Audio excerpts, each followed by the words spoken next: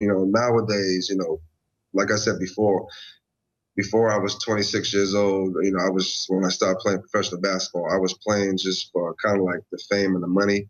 But after all this went about, now I'm playing to, just so people can see myself as an inspiration.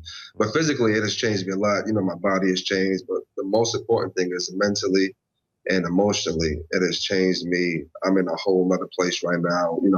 I have some, real depressed days. I have some happy days. It goes back and forth. Sleepless nights.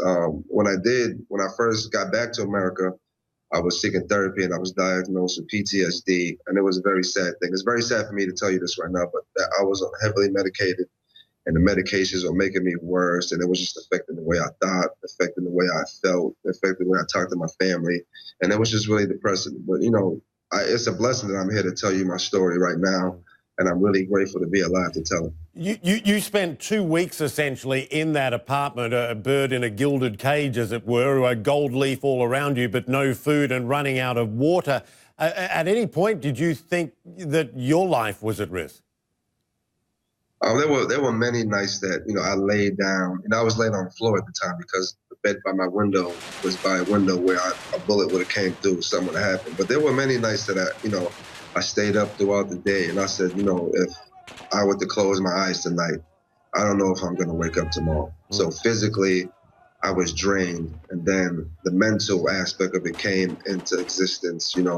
I started getting delusional. I started seeing things. I just wasn't myself. My spirit was gone. Anybody who would have saw me at the time, it wasn't the same Alex that everybody knew from growing up, and it wasn't the same Alex that everybody's seeing today. So in the end, and again, I'm sort of paraphrasing from the book for time reasons, in the end, you get out to Egypt with a teammate, and that journey itself was fraught with danger. Yeah, that journey to Egypt was really, really bad. We had to go through basically 6 or 7 checkpoints. The drive was supposed to be about 6 or 7 hours. It ended up being a 10 to 12-hour journey.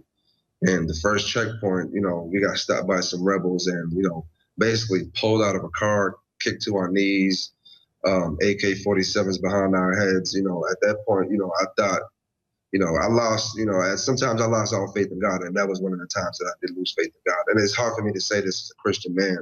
I was raised in the church, but, sometimes you think about things and say, hey, this might be my last breath. This might be the last time I could ever, see another human being. And, I'm never going to talk to my mother again. I'm never going to talk to my sisters, my brothers. And it was really hard for me. But that journey to Egypt was probably one of the scariest journeys in life that I've ever had.